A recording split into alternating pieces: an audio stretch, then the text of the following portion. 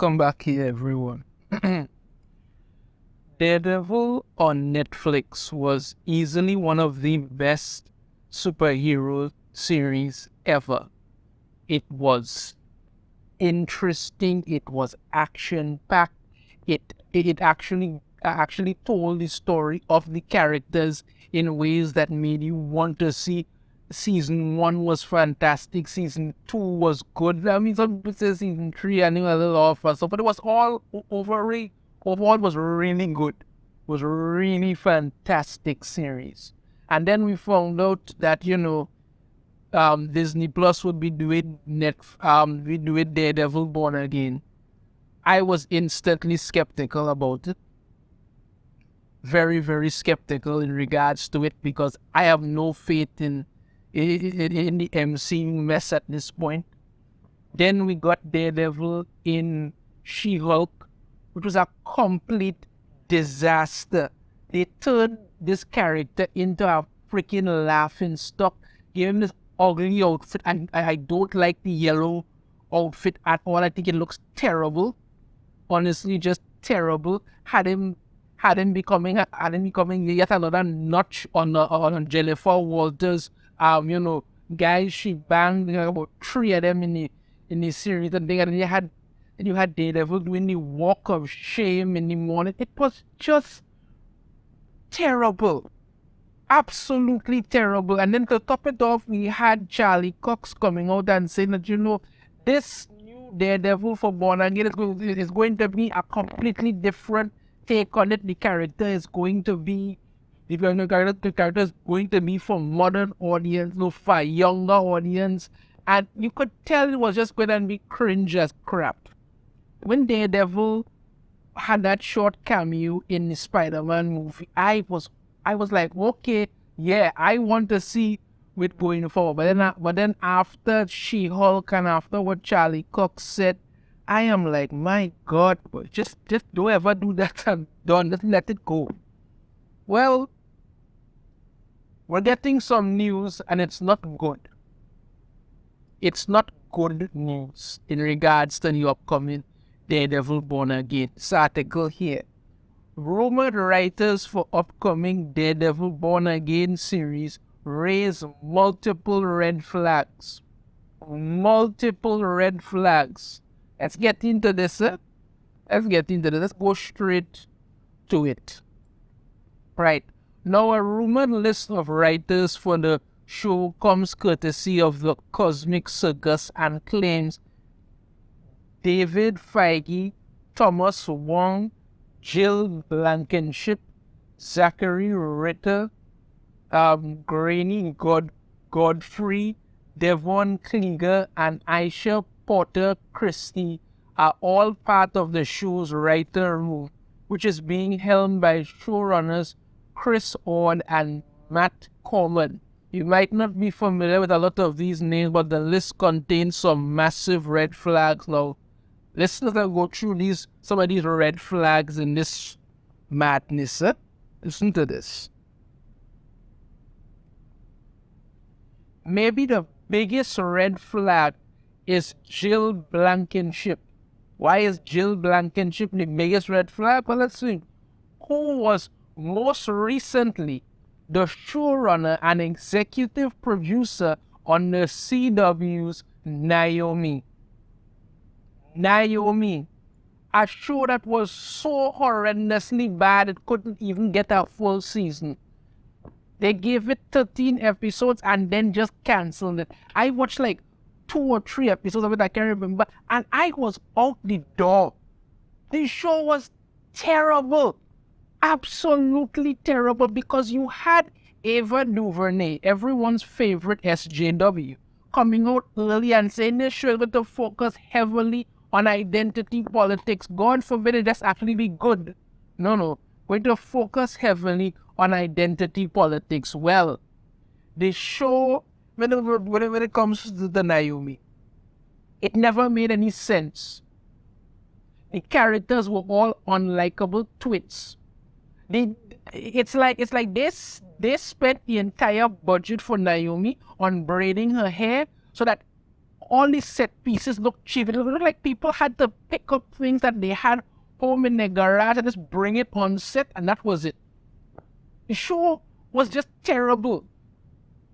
Absolutely terrible. If you actually wanted to find out about it and all that, you could check out Heels vs. Babyface. As and Jane Theory reviewed every episode of that, and I'm sure it killed many a brain cell for them, but it was a horrible show. Absolute garbage. That's kind of what you get from the CW. And she was the showrunner and executive producer on CW's Naomi. So how in God's name is anybody supposed to be thinking to themselves, well, this is somebody that we should have some faith in going forward? You clearly don't know what the flick you're doing if that is your claim to fame. Her role as a writer on Daredevil Born Again also appears to be confirmed as it's listed on her profile on the Writers Guild of America's West website. Another red flag is Thomas Wong, whose writing expertise on the Writers Guild includes race, ethnic issues, and sexuality, gender. Albeit it also includes legal system, courtroom procedures. So you already have the showrunner and executive producer on Naomi, which was horrendously bad. And now you have a next writer here who has race and ethnic issues and sexuality and gender issues to talk about. So we're already off to a fantastic red flag start. David Feige also appears to be a red flag. A brief look at his Twitter profile reveals he's a political partisan. As an example, just 2 years ago, he was blaming Republicans and Donald Trump for COVID deaths. Christ almighty. You have to say here, I'm not even going to read it because I have no interest in that. He also claimed that America turned into a kleptocracy. Alright, there might be one bright spot in the writer's room, and that's Granny Godfrey. Hope I pronounced that name correctly. She has credits on the first 3 seasons of the CW's The Flash before the show went downhill. Now, the first 3 seasons of Flash, okay. The problem with Flash and the problem with Arrow and all these other things, let's take a moment here to say this. They started off really good. Let me talk about Arrow for a moment here. Arrow started off really good. Really good. It was an interesting thing. He was doing what he had to do. Fine. Then they had to go and CW the hell out of it and want to put people on teams and bring in this team and take every episode to talk about this one being gay and that one being this and that one being the other, till the point I never even wanted to finish watching Arrow. Honestly, I checked out after because it was such garbage. You talk about Flash. Flash started off with a solid footing. It was one of the best CW shows they had done in a long time. People were interested in it before it just became a repetitive joke. He kept fighting the same villains over and over. People, they were doing the whole team thing again, but it didn't work. You had a team Flash to begin with, and you just couldn't stop it. It just kept getting more and more ridiculous. Then it's now, I think the last season's about to come out, so I don't even freaking care. You all screwed that up. But this writer was on the first 3 seasons of the CW Flash, right? However, she then moved on to DC's Legends of Tomorrow and set about, listen, injecting identity politics into the show. So, see, Legends of Tomorrow was already a show that was barely crawling along. And you have to jump on ship to start injecting identity politics into it. At one point, she described Esperanza Spooner Cruz's character as young Latinx woman from Texas who was kidnapped by aliens and has a thirst for vengeance. Yeah. She also claimed in 2016 the time to despair is over. Now is the time for resistance. We must fight the bigotry and sexism of Trump's campaign. These are the people who you are putting on this this Daredevil born again. These are some of the writers that you have. You understand me? And the showrunner of one of the worst failed shows of CW ever, which is Naomi. A next writer who's well known for including race, ethnic, and sexuality and gender issues into pretty much everything that they do. Understand me? And a next one who goes on Twitter to mess up and talking kind of crap that, you know, Donald Trump and Republicans were responsible for COVID deaths. Bloody hell, boy. The other time claiming that, you know, America is a kleptocracy. And next one, you know, we started off on the three first seasons of Flash, then jumped ship onto Legends of Tomorrow to start injecting as much identity politics as possible into it.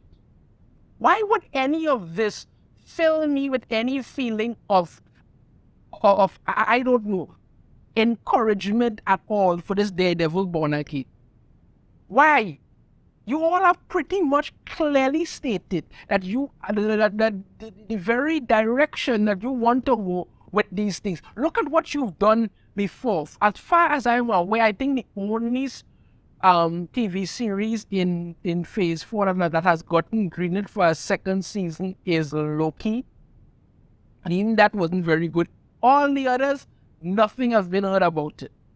She-Hulk, one of the worst shows ever. Destroyed Daredevil's character after Netflix built him up so nice. But no, you had Charlie Cox coming out and said, you know, it's gonna be more aimed towards a younger audience. So let's put a bunch of failed whack job writers to write this. What makes you think this is going to end well? I don't know.